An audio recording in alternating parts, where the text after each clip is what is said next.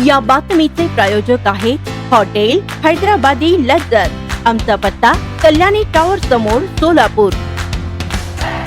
सोलापूर महानगरपालिकेच्या निवडणुकीसाठी काल उमेदवारी दाखल करण्याची प्रक्रिया दुपारी संपली। काल अपेक्षेप्रमाणे रेकॉर्ड ब्रेक म्हणजे जवळपास 1108 अर्ज दाखल झालेत, तर गेल्या 7 दिवसात मिळून 1459 उमेदवारांनी अर्ज दाखल केले आहेत।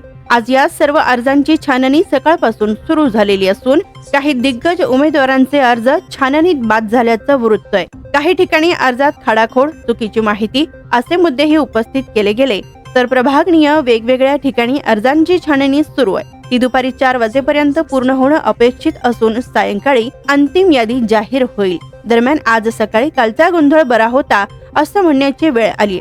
छाननीसाठी अनेक उमेदवार आपल्या वकिलांना घेऊन नॉर्थकोट प्रशाला येथे पोहोचले, मात्र पोलिसांनी उमेदवार आणि त्यांनी दिलेल्या नावाखेरीज इतरांना सोडणार नाही अशी भूमिका घेतली।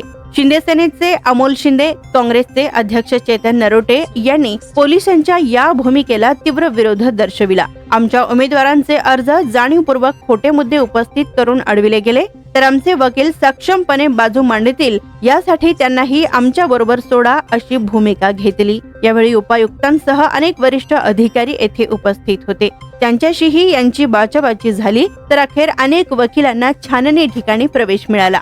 काल भारतीय जनता पार्टीनं उशिरा एबी फॉर्म दिलं। यावेळी त्या ठिकाणी उपस्थित अनेक पक्षांच्या कार्यकर्त्यांनी आंदोलन केलं होतं। या पार्श्वभूमीवर आज पुन्हा काही मुद्दे उपस्थित केले जातील या अपेक्षेनं पोलीस बंदोबस्त वाढवून नियमावली दाखवित अनेक जणांना छाननी ठिकाणी जाण्यास मज्जाव केला जात असल्याच्या तक्रारी दिसून आल्या।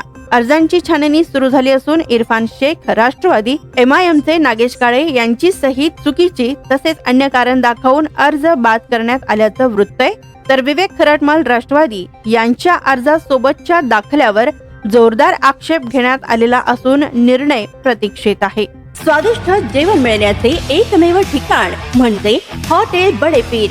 फॅमिलीसाठी खास सोय, पार्सलची सुविधा उपलब्ध। आमचा पत्ता लक्ष्मी मार्केट, विजापूर वेस्ट, दुसरी शाखा मुस्लिम पाशापेठ, जिंदाशाह मदार चौक, सोलापूर। ताज्या घडामोडीसाठी पाहत रहा लोकराज्य न्यूज मराठी।